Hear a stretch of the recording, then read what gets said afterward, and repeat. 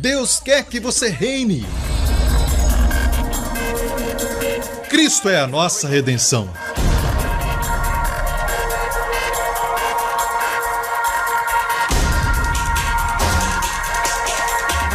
Deus é justo e faz o pecador justo.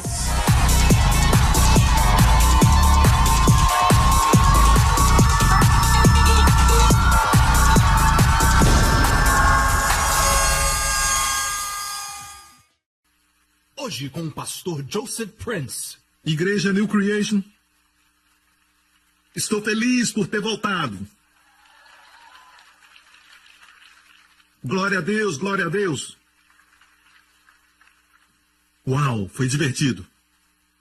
Mas estava com saudade de vocês. Senti muita saudade. Foi o quê? Mais ou menos um mês? Vocês estão bem? O mais importante de se lembrar é que há uma revolução da graça acontecendo nos dias atuais em todo o mundo. E o diabo está atacando com toda força. Mas lembre-se também que, bem no começo dessa revolução, houve muita oposição contra o Evangelho da Graça. Pessoas diziam coisas como: vocês ensinam que devem fazer o que quiserem, mas nunca ensinamos isso.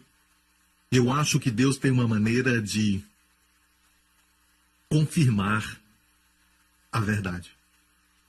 Amém. E outra coisa que as pessoas diziam era: a Bíblia diz, em Tito 2, que a graça de Deus nos ensina a deixar de lado a impureza e a lascívia, e eles estão certos. Isso está em Tito 2. Mas perceba que não é você que deve ensinar, mas é a graça de Deus que ensina as pessoas a abandonarem a lascívia e a impureza. E temos tantos testemunhos, como este que eu vou ler agora mesmo. E antes de ler, eu quero falar para você que eu me diverti muito. Quantos sabem que é divertido servir ao Senhor? Amém? E ver vidas sendo transformadas. E olha que a oposição e as suas vozes estão ficando cada vez mais baixas. Porque logo na minha frente eu vejo pessoas na América, porque a turnê foi na América, que tiveram suas vidas transformadas. Durante o lançamento do livro, eu conheci muitos deles.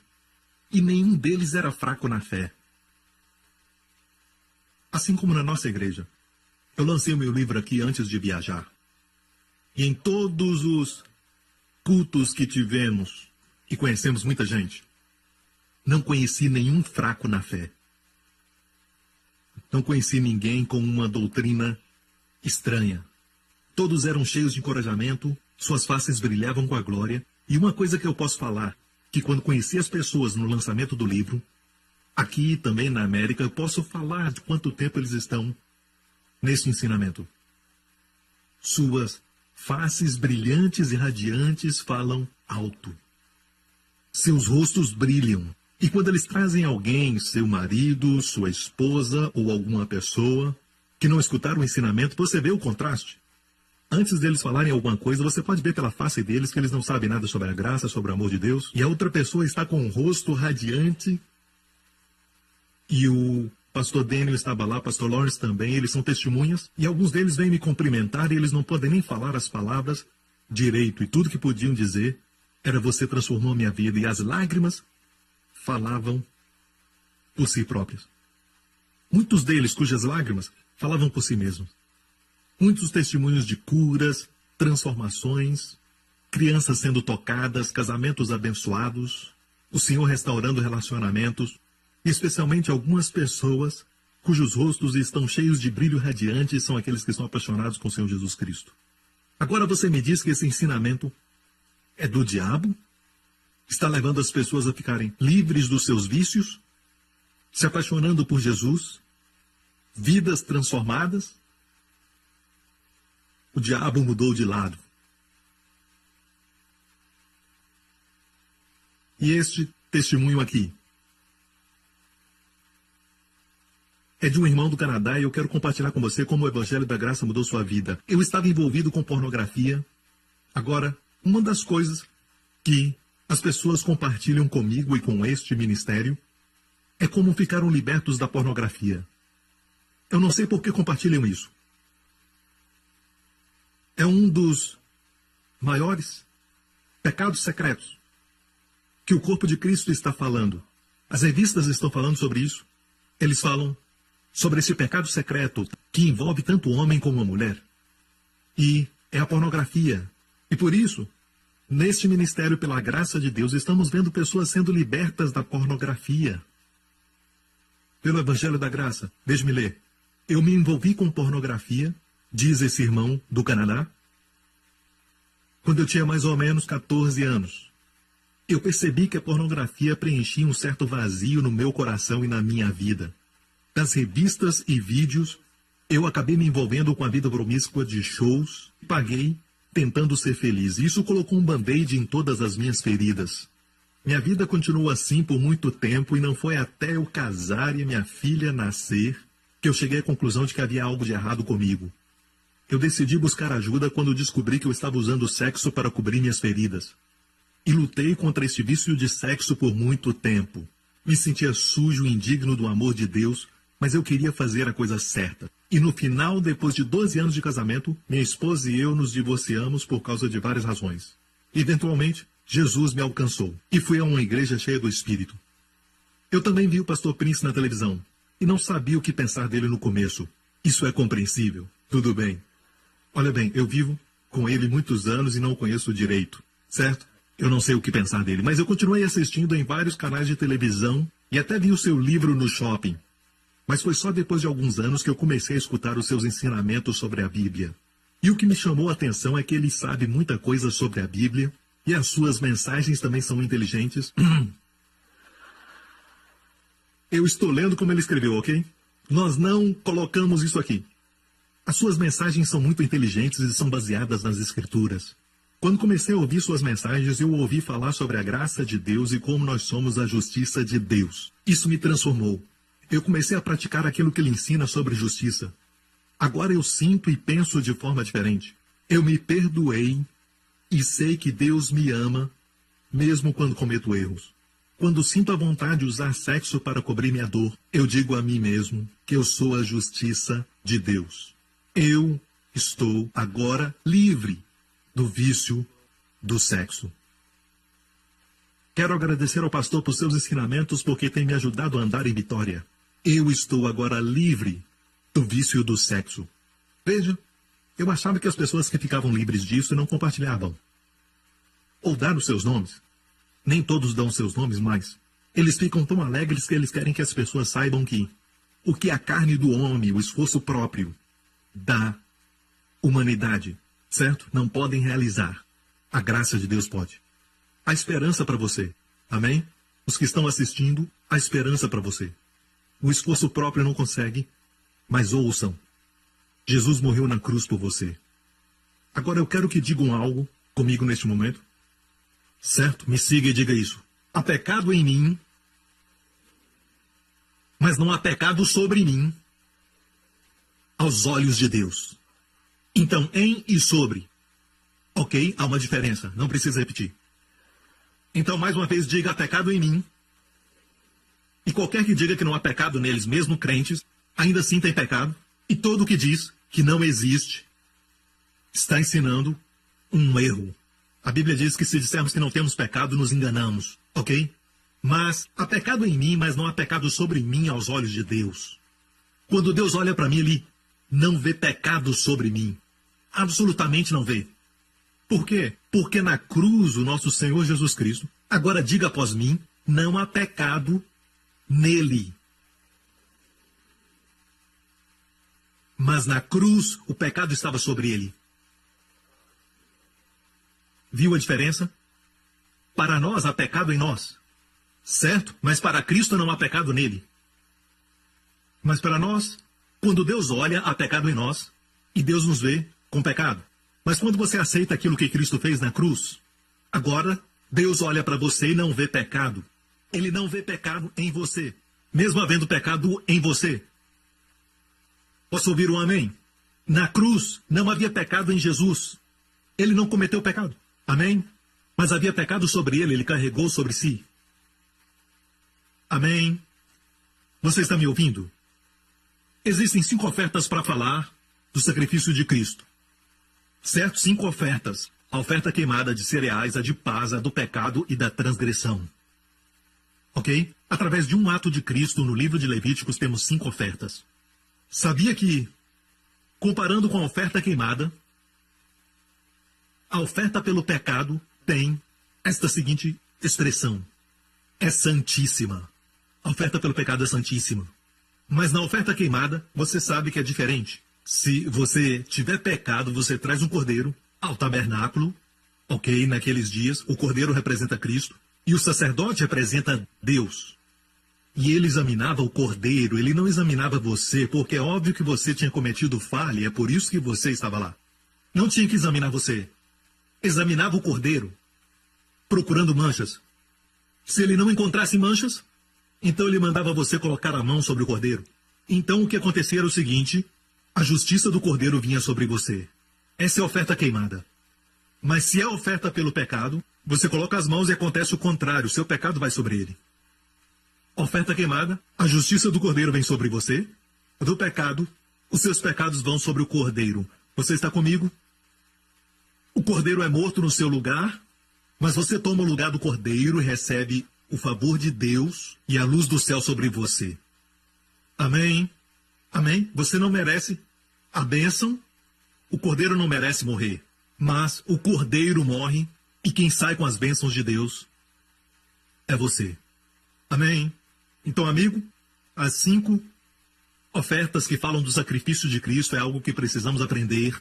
E eu quero te dizer que, quando Jesus morreu na cruz, como oferta pelo nosso pecado, e caso alguém esteja pensando que ele ficou totalmente sujo, corpo, alma e espírito, certo? Deus foi tão cuidadoso com a glória do seu Filho que ele, quando carregou o nosso pecado, a única parte que carregou o nosso pecado foi o seu corpo. A Bíblia não diz que o seu espírito carregou o nosso pecado em nenhum lugar.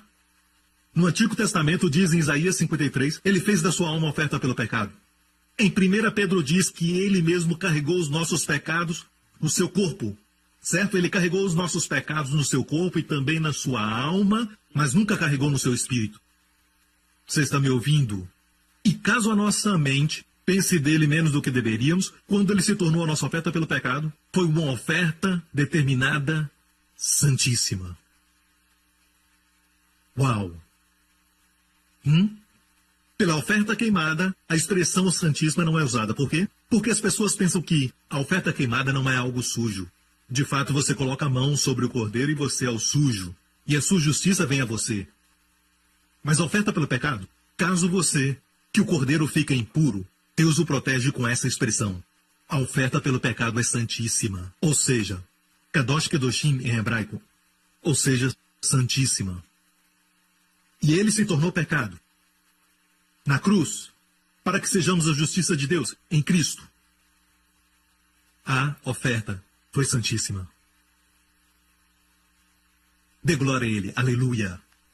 Agora, estamos vivendo dias em que há perigos em todo lugar. Estamos vivendo dias que Paulo falou, virão tempos perigosos. Diga perigosos. Foi isso que Paulo disse, tempos perigosos virão. E estamos vivendo esses dias em que as pessoas temem voar, e eu conheço pessoas, têm medo de voar, têm medo de viajar, têm medo de mudar, eles estão com medo. Têm medo do lugar onde estão. O medo está no mundo. Mas você, filho de Deus, você não é do mundo. Você está no mundo, mas não é do mundo. Você está coberto. Não, você está coberto. Você está coberto pelas suas asas. 4 vezes coberto. Ok, vou mostrar para você como você está coberto 4 vezes. Quer ouvir? Ok, você está 4 vezes coberto. Então, quando voar, quando viajar ou mudar, e o medo entrar no seu coração, lembre-se dessa palavra de hoje. Vai ser algo profundo. Então, pelas próximas 2 horas, vamos explorar e aprofundar na palavra. Podemos? Amém? Mas, quero mostrar para você que você está protegido. Amém? Primeiro de tudo, quero te introduzir ao tabernáculo e ensinamento que vamos falar no dia de hoje. Também tem uma história de Natal nele. E também quero mostrar para você as 4 camadas, as 4 cortinas que cobriam parte do tabernáculo. Ok? Coloque a foto das 4 cortinas que cobriam o tabernáculo. Nós temos 4 camadas aqui nessa imagem. Agora, o fato é este. Isso é chamado a tenda do tabernáculo. Os longos parâmetros em volta do átrio não é o tabernáculo. Esse era o que demarcava o átrio exterior. Mas aqui temos a tenda do tabernáculo, e você vai encontrar as placas de ouro. Na verdade, eram feitas de madeira. Eram de madeira. E essas caixas eram de madeira de acácia cobertas com ouro. E ficavam em pé com suporte de prata. Eu tenho um ensinamento com o título de Você é coberto de ouro. Sua fundação é prata pura, e prata fala de redenção. Não foste comprado com ouro e prata, mas com o precioso sangue de Cristo. Representa o sangue de Cristo. Prata na Bíblia é sempre redenção. Prata era o meio pelo qual se comprava escravos para remi-los daquela vida de escravidão, ou seja, libertavam as pessoas com moedas de prata naqueles dias. Certo? Era uma forma ou um tipo de barganha, ou também um tipo de troca. Por isso, a prata nos fala do sangue de Cristo.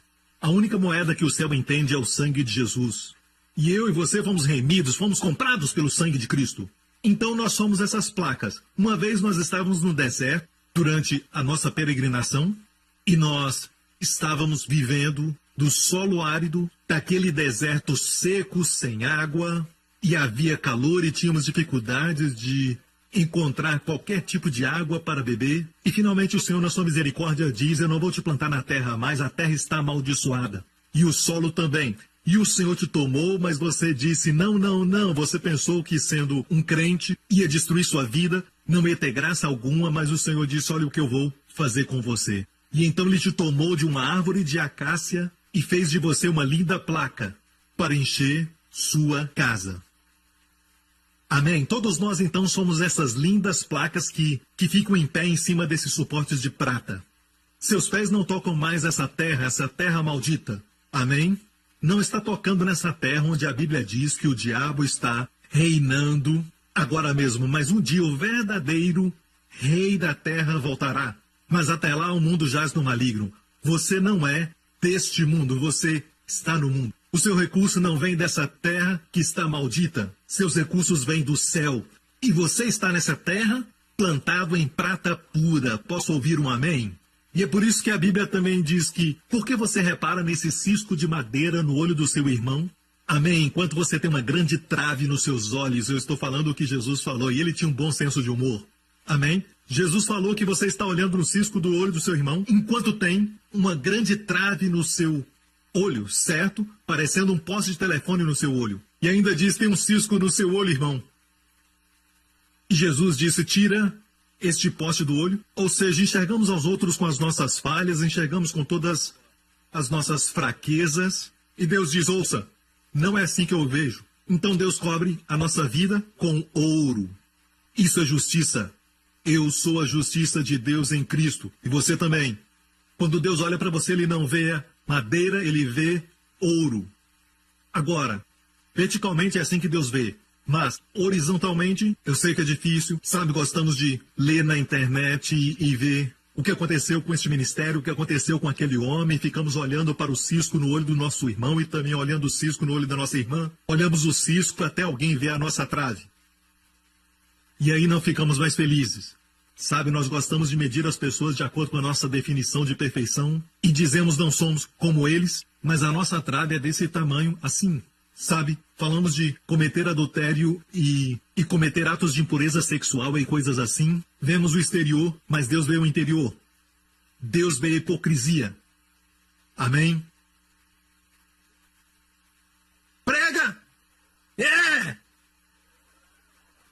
Viu que eu cortei meu cabelo?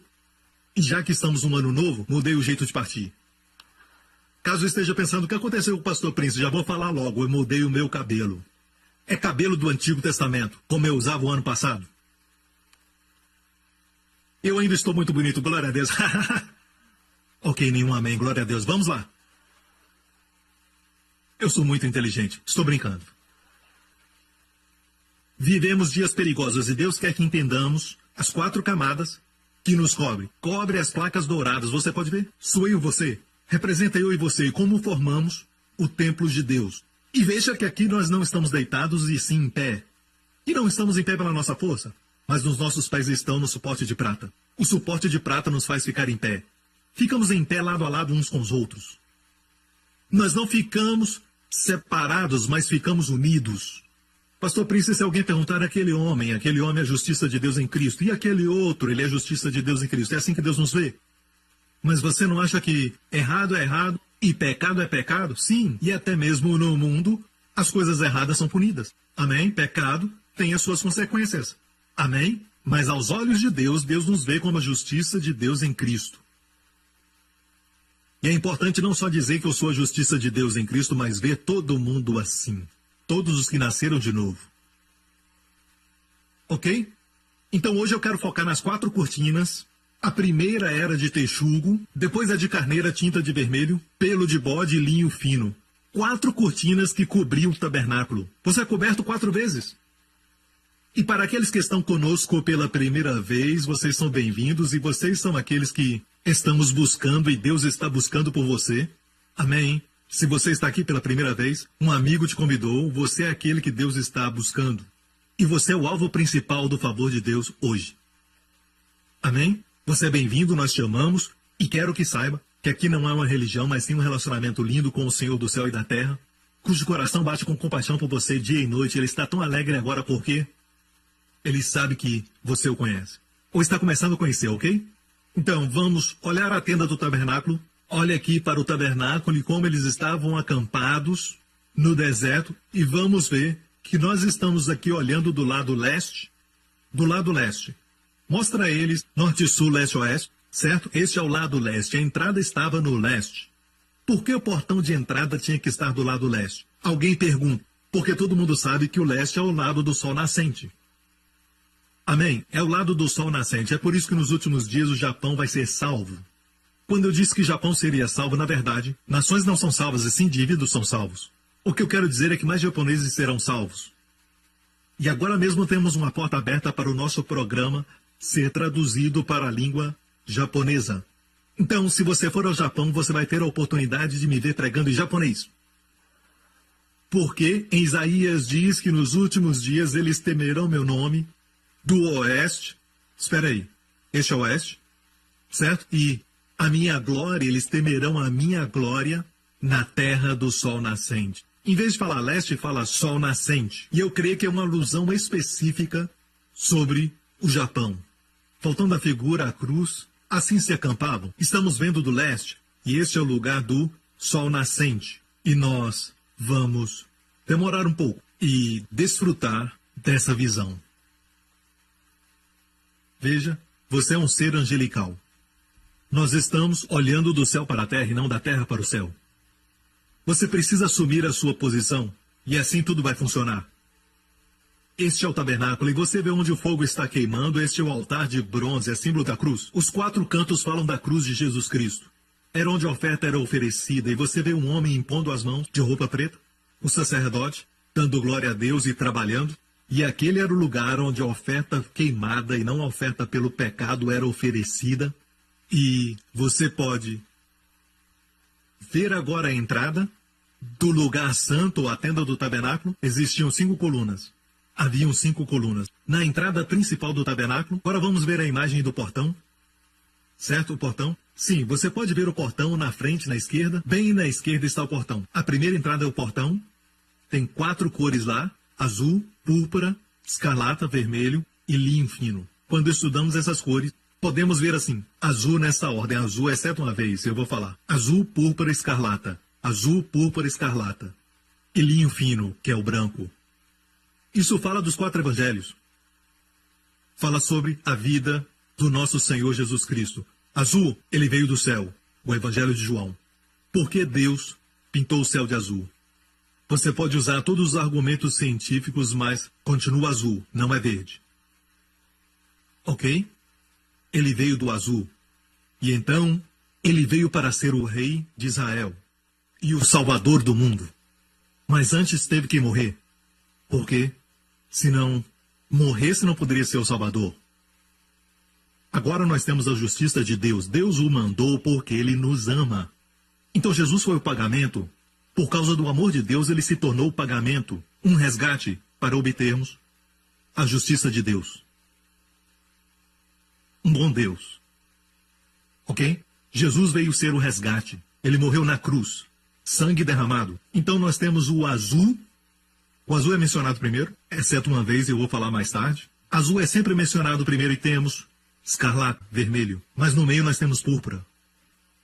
Então, ele veio do céu, derramou seu sangue. E quando olhamos no hebraico, Deus chama o homem Adão.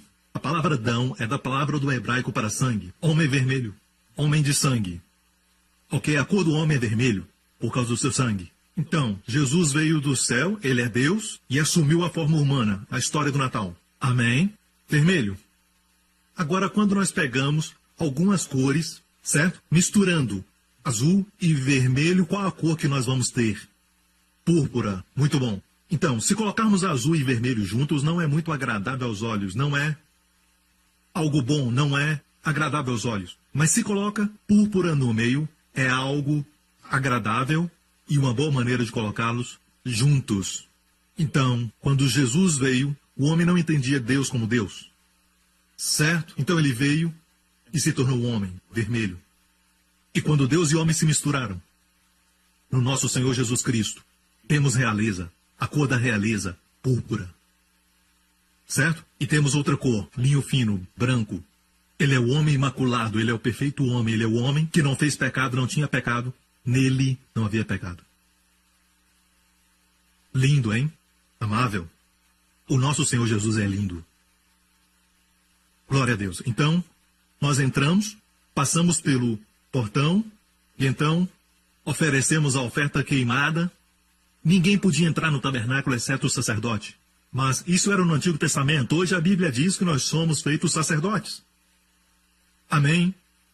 Então nós entramos e passamos pelas 5 colunas e vamos ao lugar onde ninguém deste mundo pode entrar. Hoje você sabe que está numa posição muito melhor.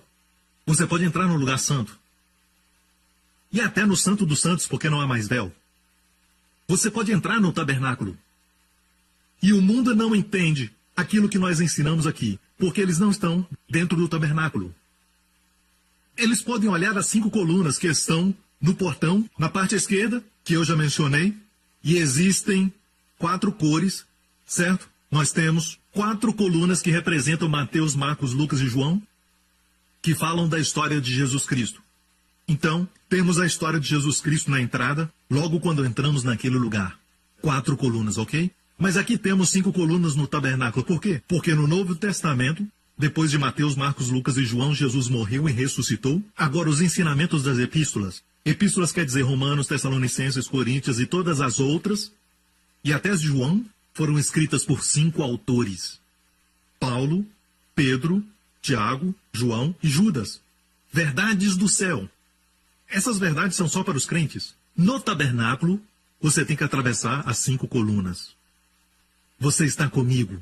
Agora, onde é o lugar da proteção? Dentro do tabernáculo. Ninguém nunca morreu lá dentro. Foi registrado para nós.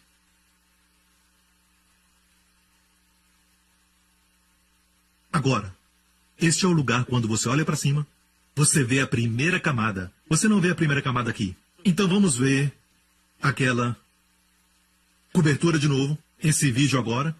E eu vou mostrar esse vídeo para você entender. Primeiro de tudo, a pele de texugo por cima, ok?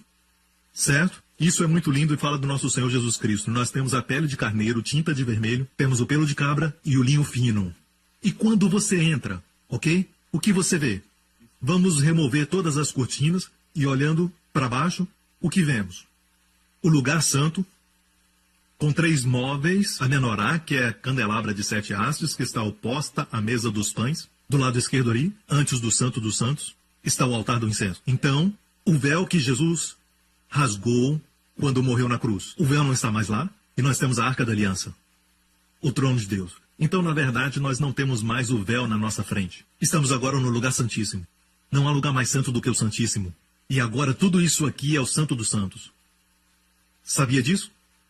Quando você orar, irmão, posso sugerir algo aqui? Quando você orar, não ore como se Deus estivesse num lugar muito longe de você aqui. Pai do céu, Pai celestial, Pai, Pai, por favor, ouça-me, Pai, estou desesperado.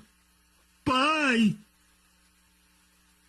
Preste atenção. De fato, um sussurro está mais alinhado com o Novo Testamento. Pai, tu estás tão perto. Nós estamos no Santo dos Santos. Você está no Santo dos Santos e não fora dele. Diga, Pai. Então o sussurro é muito mais poderoso e mais alinhado com a verdade da nova aliança. Eu não estou dizendo que tem alguma mágica no sussurro, certo? Então eu quero dizer que o que os filhos de Israel sonharam em fazer e nunca fizeram era entrar lá. Eles não podiam entrar nem no lugar santo, quem dirá no Santíssimo? No lugar santíssimo, o sacerdote podia entrar e era o sonho de todo sacerdote entrar ali. Mas só um podia entrar ali e eles entravam com temor e tremor uma vez por ano no dia da expiação. Agora, o sonho deles é a nossa realidade. Nós estamos no Santo dos Santos. E não é um trono onde nós entramos com temor e tremor. Não é um trono onde você, se entrar em pecado, vai morrer. Não. É um novo e vivo caminho. Quanto mais entrar, mais viverá. Eu disse quanto mais entrar, mais viverá. Quanto mais entrar, mais viverá. Amém? E mais saúde terá. Quanto menos entrar, menos saúde você terá. Lá fora é morte e destruição no mundo. Quanto mais se achega a Deus, mais se aproxima dele, mais vem perto dele, mais saúde você terá. Mais forte. Amém? Você vai ter um brilho, uma força. As pessoas vão sentir na sua vida. Eles não sabem que você vive no Santo dos Santos. Então, para você fazer algum bem nessa terra, tem que ser celestial. Deus não opera da terra até chegar ao céu. Tudo vem do céu e você já está lá. Então ande nessa terra com mentalidade e realeza. E atitude de príncipe e princesa. Todos vão saber que você não é deste mundo, mas está no mundo. Amém? Ok. Amém, pastor Príncipe. Eu entendi tudo. Glória a Deus. Ok. Você ainda está comigo? Nós não começamos com, Sabe, ali está a plenitude em Cristo, temos que andar na terra e um dia seremos como Cristo. Não, a Bíblia diz que você é completo em Cristo. Agora, o andar nessa terra é o andar como demonstração dessa plenitude. Você está no céu dos céus, você está no Santo dos Santos. De acordo com o próprio Deus, você está sentado à destra dele em Cristo. Agora, ande nessa terra, baseado nessa posição. O seu andar vai ser celestial. Amém? Glória a Deus. Oh, eu sinto a glória de Deus. Ok, igreja. Agora, assim vemos o tabernáculo sem as suas cortinas. Agora vamos ver a ilustração das 4 cortinas e ver um vídeo. Ok, esta é a vista da frente, a vista do leste. Estamos no leste. E vamos para o sul. E levantamos e tiramos as cortinas. Agora, se você está no lugar santo, você vai ver o linho fino. E olha o que a Bíblia diz em Êxodo 26, verso 1. Êxodo 26, verso 1. E o tabernáculo farás de 10 cortinas, diga 10. 10 cortinas de linho fino torcido, e azul, e púrpura, e carmesim. Ok? Esta é a primeira vez. Sempre temos azul, púrpura, escarlata e linho. Sempre no tabernáculo, azul, púrpura, escarlata e linho. Essa é a única vez que linho vem primeiro. E depois azul, púrpura e escarlata. Me lembro de dizer por quê. Essa é a única vez. Ok, vou falar agora. Porque eu não confio em mim mesmo. Eu vou esquecer. E depois as pessoas vão escrever e dizer, você esqueceu de dizer. Olha isso. Geralmente é azul, púrpura e escarlata nessa ordem e depois linho fino. Sempre que fala das cores do tabernáculo, fala nessa ordem. Pela primeira vez aparece linho. E linho representa a sua perfeita humanidade. Vida sem pecado. Onde não havia nenhuma mácula, nenhum pecado. Amém? Então, o primeiro linho entra no lugar santo e olha para cima. Ok, vamos fazer isso. Vamos olhar no lugar santo agora. Ok, você entra no lugar santo, você vê a menorá e vê a mesa dos pães e olha para cima. O que você vê? Certo, parei. O que você vê? Você vê o teto. A primeira camada, que é feita de linho fino, torcido, a humanidade do nosso Senhor Jesus Cristo. E também tem o azul, o Evangelho de João, a palavra se tornou carne. Também temos o vermelho, se tornou um homem. E também temos a púrpura. Amém? As cores são realmente bonitas. E o púrpura fala dele como o rei, o Evangelho de Mateus.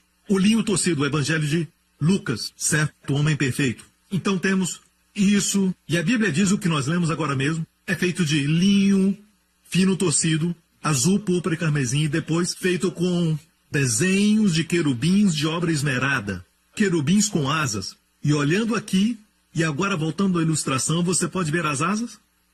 Isso é estar debaixo de proteção. O Salmo da proteção, Salmo 91. Salmo 91 diz o quê? Ele te cobrirá com as suas penas, e debaixo das suas asas não em cima, debaixo das suas asas estará seguro. E o próximo verso diz, nem seta que voa de dia te atingirá, nem praga alguma chegará à tua tenda. Por quê? Porque a sua tenda não está lá fora, onde o mundo está exposto a toda maldição, a todos os perigos e todos os ataques e todos os males por aí. A Bíblia diz que você está no lugar de proteção. E mesmo doente, fique ali. Você vai ter saúde. Amém. É um novo e vivo caminho lá dentro, irmãos. Aberto para nós pelo sangue de Jesus Cristo. Então, estamos debaixo das suas asas. Voltemos à ilustração, certo? Debaixo das suas asas, estamos debaixo das suas asas. E saiba que o Salmo 91 foi escrito depois que o tabernáculo foi inaugurado. Então, estão falando do tabernáculo. O salmista diz assim, eu descanso à sombra do Onipotente. Boaz disse a Ruth, Deus te recompense por se refugiar à sombra das suas asas. Amém. Então Deus te cobre com as suas asas. Posso ouvir um amém? Mas isso é o que nós vemos. Vemos o ouro, vemos a glória, porque o ouro fala da glória e justiça divina. Justiça divina. Vemos a beleza, a glória, a excelência. Vemos o desenho de obra esmerada dos querubins, falando da sua justiça. Amém. A primeira vez que os querubins aparecem na Bíblia foi quando Adão e Eva foram expulsos, e os querubins ficaram ali guardando e protegendo a entrada do Jardim do Éden. O homem pecou e foi expulso, glória a Deus, porque Jesus abriu o caminho para nós. Posso ouvir um amém? Vemos a beleza do Senhor Jesus. Mas sabe de algo? O mundo não vê isso. Eu disse, o mundo não vê isso. Voltemos à figura do tabernáculo. É o que o mundo vê. Eles veem a cobertura de texugo. A primeira camada era de texugo, certo? E é o que o mundo vê. Quando Jesus estava aqui, irmãos, isso é interessante. Quando Jesus estava aqui, o nosso Senhor estava aqui, sabe o que eles viram? Eles viram um homem sem formosura. Amém? Sem formosura. O seu cabelo bagunçado pelo vento da Galileia. Amém? Havia vida nele, mas olhando para ele você via algo extraordinário. Um homem que era saudável e forte. E quando ele tocou aquele homem que desceram do telhado, só pela sua presença, aquele homem podia ver debaixo daquela sua pele estava um homem com sua saúde, percorrendo as suas veias, como nenhum homem. E durante 30 anos, ou aproximadamente 30 anos, trabalhando na carpintaria, e sabe que naquele tipo de trabalho não tinha as máquinas modernas de hoje, sem eletricidade. Imagine como seus bíceps e tríceps e ombros eram. Graças a Deus por essa jaqueta, sabe? Amém? Imagine Jesus, quando ele segurou o homem, ele sentiu. Não era só o poder do Espírito Santo, mas o homem sentiu o poder sendo impartido a ele. O jeito era ser curado.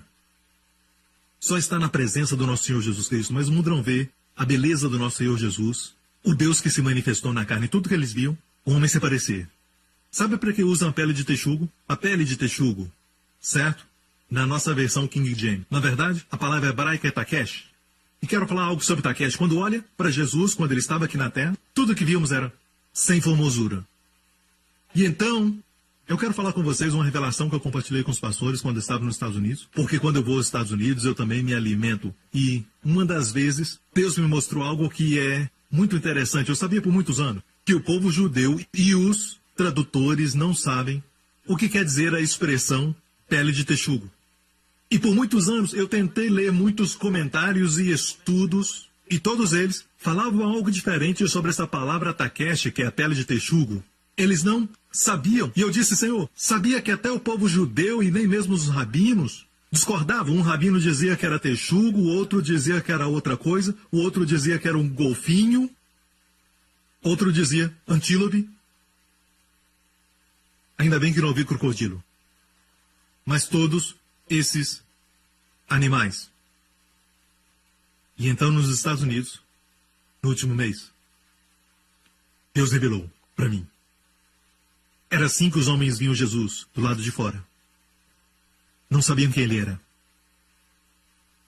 Mateus 16, perguntou aos seus discípulos. E chegando Jesus às partes de Cesareia de Filipe, interrogou os seus discípulos, dizendo: quem dizem os homens ser o filho do homem? E eles disseram: um João Batista, golfinho. Outros dizem Elias, foca. E outros Jeremias, antílope. Ou um dos profetas. Jesus disse, próximo: e vós, quem dizeis que eu sou? Quem dizeis que eu sou? Simão Pedro respondendo disse: tu és o Cristo. Ele viu o ouro, viu debaixo da pele de texugo, ele viu sua glória. Como muitos de vocês, muitos viram a sua glória. Muitos viram a glória de Deus neste lugar. Você viu sua glória. Não dá para explicar para o mundo lá fora. Sabe, o mundo lá fora, eles publicam revistas e artigos contra o cristianismo e falam todos os tipos de coisas para nos zombarem. E às vezes somos culpados de dar para eles razões para nos zombarem e falarem. Mas tirando a zombaria, não devemos olhar uns para os outros para nos encorajarmos. Nós olhamos para aquele que nunca falhou, que é totalmente perfeito, que é totalmente amável. E todas as vezes que olhamos para ele, vemos a sua perfeição. Vemos a sua glória, vemos o azul, vemos o escarlata, vemos o púrpura, vemos o perfeito homem.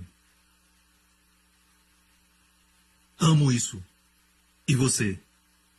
Amém? Os homens olham para ele e não podem entender. Alguns diziam Jeremias, mas Pedro penetrou o véu da sua carne. E Pedro disse: tu és o Cristo, o Messias, o Filho do Deus vivo. Jesus respondendo disse-lhe: bem-aventurado és tu, Simão Barjonas, porque não te revelou carne e sangue. Sabe o que ele diz? Você não recebeu isso só. Ele era carne e sangue. Carne e sangue, então, ele não recebeu sozinho. Todos nós que olhamos para Jesus e vemos é porque não te revelou carne e sangue, mas meu Pai que está no céu. Ou seja, só Deus pode revelar a beleza do seu filho. Eu disse: só Deus pode revelar a sua beleza. Posso ouvir um amém? Isso explica? Fiquei tão feliz quando recebi isso que compartilhei com o pastor Lawrence e outros que estavam lá porque eu vivia perguntando por quê, e descobri que até esses enigmas da Bíblia têm um propósito. Deus quis assim. Então, voltemos para a pele de texugo. Olhando do lado de fora, vimos essa pele. E a propósito, essa pele, que chamamos de texugo, ok? Eu não estou dizendo que era texugo, mas nós vamos ficar com algumas versões da Bíblia que dizem assim, então faremos isso. Pele de texugo era o que eles usavam para cobrir todos os móveis do tabernáculo quando eles moviam. Porque quando estudamos esse tipo de material, você vai ver que esse tipo de material trazia grande proteção. Era o melhor material para proteger. Você sabe que Israel, de acordo com a Bíblia, passou 40 anos caminhando no deserto. Suas roupas não se desgastaram. Aleluia! Ore para que essa unção venha sobre o Wendy. Suas roupas não se desgastaram. E sabe que as roupas cresceram com eles. 40 anos no deserto, e a Bíblia diz que seus pés não se incharam. Que bons sapatos, hein? Amém? Eu quero esses sapatos chamados Só Descanse. Certo? Só descanse, não faça, só descanse. And it's Não é not um a V, stick, é uma it's a cruz. cross. Porque olha bem, 40 anos no deserto, suas roupas não envelheceram, seus pés não incharam. Andamos por um tempo e sentimos dor nos nossos pés. E essa era a proteção de Deus. Mas sabe o que usavam como sandálias? Ezequiel 16 diz: eu vos dei sandálias de pele de texugo. Mesma palavra. Certo? Então, era um ótimo tipo de material e protegia todos os utensílios quando viajavam. Ok, vamos à próxima camada. Certo, voltando às 4 camadas mais uma vez. Mais uma vez a imagem das cortinas. O próximo é pele de carneiro tinta de vermelho. Ok? Pele de carneiro tinta de vermelho. Você encontra Êxodo 26. Mostra o verso, Êxodo 26. Ok? Farás também a tenda uma coberta de peles de carneiro, tintas de vermelho e outra coberta de peles de texugo em cima. Foi assim ordenado. Pele de carneiro, tinta de vermelho. O que era um carneiro? Era um macho das ovelhas. Tinha chifres. Nos fala de poder. Nos fala também de devoção. Nos fala de determinação. O carneiro representa autoridade e poder. Amém? Autoridade e poder. Ok? Porque o carneiro sempre luta. Ele usa os chifres. Alguns dias atrás eu saí com meu filho Justin, Momento dos Homens. Fomos ao zoológico e eu o levei à área onde você pode alimentar os carneiros. E eles não têm bodes, eles têm carneiros com chifres. E esse carneiro usava os chifres para bater contra a cerca. Eu tive que puxar meu filho. Quando davam comida para ele usava os chifres para poder expulsar os outros. E você pensa que eles não são perigosos, mas um carneiro daqueles com chifres são perigosos, muito fortes, determinados e muito dedicados. Ok? Uma ovelha é o carneiro. Ok? Fala da devoção de Jesus. Tinta de vermelho. A pele era tinta de vermelho para mostrar a sua obra na cruz. Ele ficou coberto de sangue. Agora, vamos voltar às 4 camadas. Ok, qual era a de cima? E se você deseja uma boa forma de entender isso, a pele de texugo é aquilo que os homens podem ver. Escreva o que os homens podem ver, ok? Debaixo da pele de texugo tinha a pele de carneiro. É o que os olhos de Deus veem. E sabe de algo? Olhe bem, a pele de carneiro, certo? O homem não pode ver isso, porque estava coberta. E olha bem, estamos separando para você ver. Mas, na tenda do tabernáculo, só se via a pele de texugo. Era o que se via. A pele de texugo, o homem podia ver. Já falamos disso. Mas a pele de carneiro tinta de vermelho era o que Deus podia ver. Os olhos de Deus viam a devoção do seu filho, a sua determinação. E o carneiro, nas ofertas, sabe como era usado? Era usado como, escute, o carneiro da consagração. Você já leu isso em Êxodo 29? Amém? Por exemplo, a Bíblia fala de Arão e seus filhos, antes de servirem como sacerdotes, Deus falou para eles oferecerem um carneiro. Diga carneiro. Da consagração. Então eles o matavam. E olha o que acontecia. O sangue era tomado e colocado na ponta da orelha direita, na orelha dos filhos de Arão, em Arão e seus filhos, porque eram sacerdotes. O sangue do carneiro era colocado na sua orelha direita, seu dedão da mão, seu dedão do pé. O que quer dizer? Consagração é quando o sangue de Jesus toca o que você ouve, o que você faz e como você anda. Devemos estar conscientes de que somos consagrados, não somos como as pessoas do mundo, não usamos o nosso corpo para adultério. Não usamos o nosso corpo, certo, para impureza. Você deve honrar o seu corpo porque você é um homem consagrado, você é uma mulher consagrada. Amém? Você deve se encher do melhor, do que é lindo, bonito e santo e glorioso. De fato, você foi criado para conter Deus. Amém? Então, você tem uma alta vocação. Não faça algo que é da terra, que é baixo e não permita que você se torne um homem ou mulher que seja guiado por instinto como um animal, guiados por lascívias e desejos da carne. Você não é um corpo. Você tem um corpo. Ele te obedece.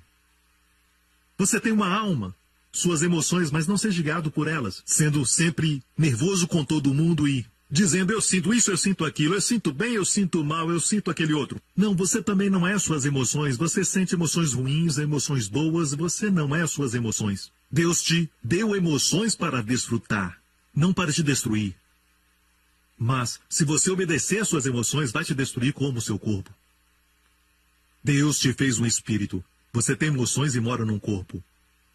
Amém? Deus te fez um espírito. Olha isso. Pele tinta de vermelho. Carneiro da consagração. Ele se tornou esse carneiro. E ninguém vê. Sabe de uma coisa? Que nem os sacerdotes lá dentro podiam ver aquilo. Porque quando entravam no lugar santo, o que eles podiam ver? Não viam a pele de carneiro tinta de vermelho? Certo? O que viam? O linho fino, que também fala da beleza de Jesus Cristo, mas não viam sua devoção. Ninguém pode apreciar a sua devoção, sua consagração do jeito que o Pai pode. Obrigado, Deus, pelo Senhor Jesus Cristo. E sabe que eu estava lendo ontem, quando ele estava no jardim do Getsêmani e os soldados vieram prendê-lo. Certo? E ele queria dar livramento aos seus discípulos. Ele foi para frente e perguntou, a quem buscais? Amo isso. Sabe o que a Bíblia diz? Quando ele fez isso, leia sua Bíblia em João 18, eu acho, ou 17. João 18, agora eu lembrei, João 18, a Bíblia diz Ele adiantou-se, mas antes diz isso, Jesus, sabendo todas as coisas que aconteceriam, adiantou-se. Amo isso, como carneiro, determinado a ir à cruz. Não estava, tenho que ir. Não, ele não estava assim. Não é como aqueles quadros ou desenhos de Jesus que aparece aquele mancebo que parece precisar de um bronzeado, sabe? Parece estar sempre com aquela cara triste. Não, eu olho esses quadros e realmente é muito difícil falar do nosso Senhor Jesus Cristo, porque ninguém sabe como ele era. E alguns até se prostram, mas não é Jesus. O quadro não salva ninguém. Pode até espantar o Drácula, mas não vai te proteger. Não conseguem descrever o Senhor Jesus Cristo. E dá até para sentir que ele era um homem de verdade. Se os nossos adolescentes pudessem ver como ele é, o seguiriam, deixariam tudo e o seguiriam. Um homem que olhou para homens duros, rudes, pescadores, cuspindo o tempo todo, e falou para eles dizendo, sigam-me. Alguns estão imitando isso. Ele falou isso para eles. Sigam-me. Eles deixaram tudo e o seguiram. Ou você acha que falou assim, por favor, querem me seguir? Você acha que ele falou assim? Não, não aponte para alguém dizendo que alguém fala assim, eu não estou falando do seu amigo, de você, ou eu, ou qualquer homem. Os homens falham. Você já falhou. Eu também. Mas há um para quem olhamos, e quando olhamos para ele, vemos que ele é totalmente amável. Sigam-me, deixaram tudo e o seguiram. Que carisma! O que podemos dizer do nosso Senhor Jesus? E de vez em quando encontramos um ou outro, como aquela mulher sirofenícia. Sua fé viu além da sua aparência humana, e ouviu e disse, eu sei quem tu és. O centurião, que buscou um milagre para o seu servo. Eu sei quem tu és. Não viu a pele de texugo, viu o ouro.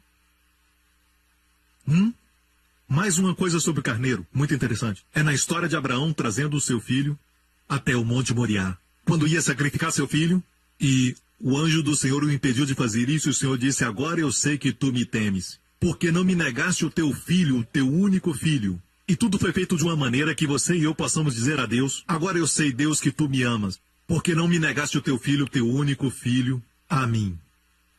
Posso ouvir um amém? E a Bíblia diz muito interessante, ele olhou para trás no Monte Moriá e viu um carneiro preso. Vamos ver Gênesis, havia um carneiro, diga carneiro, travado pelos chifres no mato. E Deus disse, ofereça o carneiro. Ele estava preso pelo chifre no mato. Agora, aqueles que são pastores vão dizer, isso é quase impossível. É muito raro. Quase nunca vai haver um carneiro forte. E onde está a sua força? No chifre. É como ele luta. E, por isso, é muito incomum um carneiro ficar preso pelos chifres. Amém? Geralmente os pastores vão dizer que o carneiro fica preso pela lã. Ele foi para um mato e aquele mato era cheio de grandes e grossos espinhos. E geralmente os pastores dizem que eles vão ali porque tem um pedaço de grama verdinha que são bonitas e atraentes. E eles vão até aquele mato, mas tem espinhos. E as suas lãs ficam agarradas. E quanto mais eles se torcem, mais ficam presos. Quanto mais lutam, mais ficam presos. É fora do comum um carneiro entrar com a cabeça e ficar agarrado ali. Foi algo que foi feito de propósito. Isso foi algo fora do comum. Abraão, que era um pastor, ele sabia disso, certo? Um carneiro preso pelo chifre no mato, pela sua força, pelo seu poder. Se você vê um carneiro preso no mato, é sempre preso pela lã, não pode se mover. E tem sangue para todo lado, porque quanto ele mais se mexe, mais se machuca. Se você o mata, se você o toma e o mata, e olha para o seu corpo, está cheio de manchas, fica todo ensanguentado. Quão cuidadoso o pai foi para dar a Abraão um carneiro como seu filho.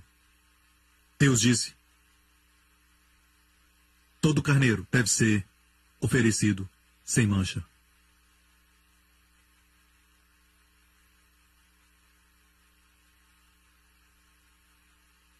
Agora, ele estava preso. Olha isso. Você não viu nada ainda, olha isso. Ah, eu amo essa passagem. Eu amo meditar nisso. Ficou preso por querer, devoto, determinado, a carregar as nossas maldições. Ele foi com a cabeça, sabendo o que ia fazer. Ele se adiantou, sabendo tudo o que ia acontecer. Se levantou e adiantou-se. Nosso Jesus fez isso com seu poder e sua força, preso no mato, cheio de espinhos, certo? Agora pense comigo, o que aconteceu? Porque um carneiro é forte, o mato não é tão forte como o carneiro. E seus chifres, quando ele puxa os seus chifres daquele mato cheio de espinhos, o que ele teria? Coroa de espinhos. João 19, verso 5.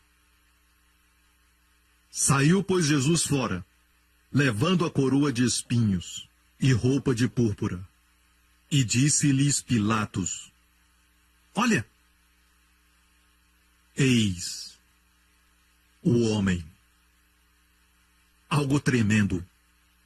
Veja, tentamos manter a nossa dignidade, nosso orgulho, em tempo de paz.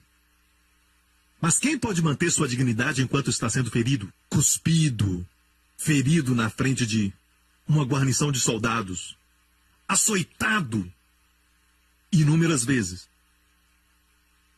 Não falaram 39 açoites. Não foi açoite judeu, mas foi açoite romano. E depois ainda zombaram dele. E coroa de espinhos, sangue no seu rosto, sangue no corpo. E a Bíblia diz que eles não o ajudaram, que ele saiu sozinho.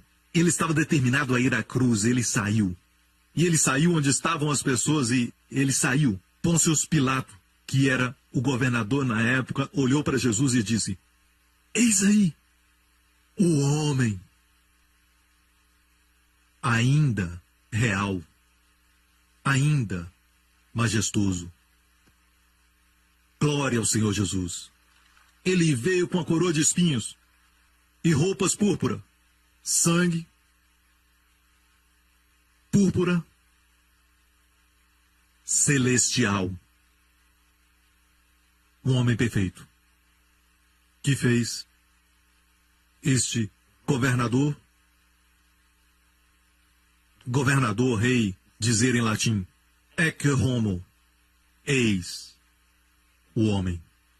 Amém? Então este é a pele de carneiro, tinta de vermelho. Até os sacerdotes não podiam ver. Voltando às camadas, certo? Nem os sacerdotes podiam ver. A próxima camada. Então, agora, vamos em frente. A pele de texuga era o que o homem podia ver, ok, sua aparência. E então, a pele de carneiro, que só Deus podia ver, nem o sacerdote no lugar santo não podia ver. Então nunca vamos saber a que ponto ele chegou, por causa da sua devoção ao Pai. Veja que Deus sempre pega a sua porção e depois nós recebemos. Amém? E agora vamos ao pelo de cabra. Você está gostando? Ei, você está entendendo isso, hein? E eu quero dizer que todos vocês já podem formar no Instituto Bíblico. Alguns institutos nem ensinam isso. Amém? Eles passam pelas coisas naturais, mas não passam disso e você morre. Precisamos revelar a Cristo. Tem um texto que fala do tabernáculo, do templo de Deus, e eu amo. E em uma das versões da Bíblia diz, no Salmo 29, a voz do Senhor faz parir as servas e descobre as brenhas, e no seu templo, cada um fala, glória. Toda placa, toda cor, todo móvel, toda medida. E por falar nisso, as medidas do tabernáculo, todas elas são múltiplos de 5. O que isso quer dizer? A entrada do lugar santo, 5 colunas. São múltiplos de 5. O que isso quer dizer, igreja? O que isso quer dizer? Graça. Eu amo essa igreja. Eu nem preciso explicar porque o número 5 é o número da graça. E é por isso que eu amo essa igreja. Sabe, vocês são tão bons. Eu queria ser pastor permanente aqui. Ficar com vocês. Admiro seu pastor, porque ter vocês como sua congregação. Amo essa igreja. Sabe que vocês são abençoados. Sabe que somos transformados por causa da sua glória. a glória do Senhor, transformados pela sua glória. E agora, vamos ao pelo de cabra. Vamos a Êxodo 26. Farás também cortinas de pelos de cabra para servirem de tenda sobre o tabernáculo. Eu estava lendo sobre tendas de beduínos, e você pode ler na internet se você quiser. Tendas de beduínos. Sabe os beduínos que são árabes? Que vivem em tendas, que vivem no Oriente Médio? Eles vivem em peles de cabra, suas tendas são feitas assim. E isso é interessante. Eles dizem que quando a chuva cai, quando ela cai sobre o pelo da cabra se fecha sozinho. Fica impermeável e nenhuma gota cai dentro da tenda. E quando está quente, o pelo se abre, deixando o ar entrar. Não é legal? À noite, protege do vento. E no verão, quando está quente, dentro da tenda fica fresco. Deus sabia que animal usar. Certo? Deus te colocou aqui. Eu só estou brincando, glória a Deus. Então esse é o pelo de cabra, olha isso. Agora, quantas cortinas deviam fazer? 11 cortinas. Agora temos 10 cortinas, e era feito assim. Uma cortina era colocada do lado da outra, até fazer as 11 cortinas. E temos o linho fino, que era o teto do lugar santo. Então, eram 10 cortinas. Temos uma extra aqui. Eram 11 cortinas, certo? Ok, próximo verso. Vamos, próximo, verso 8. O comprimento de uma cortina será 30 côvados. Sublinhe isso. E a largura 4 côvados, e essas 11 serão a mesma medida. Mesma medida. E essas medidas falam de uma revelação. Queria parar aqui e falar sobre elas. E juntará 5 dessas cortinas à parte, outras 6 cortinas, e aí temos 11. Junta 5 com 6. E vou parar aqui e dar uma revelação para vocês. 5 é o número da graça, 6 é o número do homem. Ok? 6 é o número do homem. É por isso que 666 é o número do homem se orgulhando na sua capacidade e arrogância. E esse é o anticristo. Tudo sobre o que o homem pode fazer. Eu odeio quando eu assisto certos documentários falando dos milagres da Bíblia. E aí falam do esforço humano. O homem fez isso. O homem teve essa ideia. Explicam dizendo, houve um terremoto e o Mar Vermelho se abriu. É engraçado que o terremoto aconteceu quando eles chegaram naquela praia, certo? E o terremoto parou e o mar fechou outra vez quando os egípcios estavam entrando. Brilhante. Os homens tentando ser sábios acabam se tornando tolos. Ok? Eu prefiro Deus e muitos ficam sem Deus e por isso estão perdidos. Porque preferem caminhar sem Deus. Quando você tem Deus, hey, amém, milagres acontecem. Glória a Deus, vai acontecer. Então olha isso. Certo? Então, 5 cortinas unidas com 6 cortinas. 6 é o número do homem. Por isso, a palavra para homem, no Antigo Testamento hebraico, tinha 4 palavras diferentes. Uma delas era Giber, e o nosso pastor Gabriel tem orgulho de dizer que o nome Gabriel é o nome de Deus. Giber é forte, herói, forte campeão, homem forte é o Giber. Ok? Asher é uma outra palavra, Aner e Adão. Então temos 4 aqui, e temos 2 em grego. 4 em hebraico para homem, 2 em grego para homem, no Novo Testamento, formando 6. É o número do homem. Ok? Interessante? Obrigado por sintonizar no programa de hoje. Esperamos que tenha sido uma bênção para a sua vida. Para mais informações sobre o programa da Igreja New Creation, acesse o site ncctv.org.sg. Lá você poderá se inscrever para receber um devocional diário do pastor Joseph Prince. Seja incentivado e fortalecido todos os dias e saiba o quanto Deus lhe ama através desses devocionais. Acreditamos que seu dízimo pertence à igreja que você frequenta e oramos para que você seja grandemente abençoado, altamente favorecido e profundamente amado.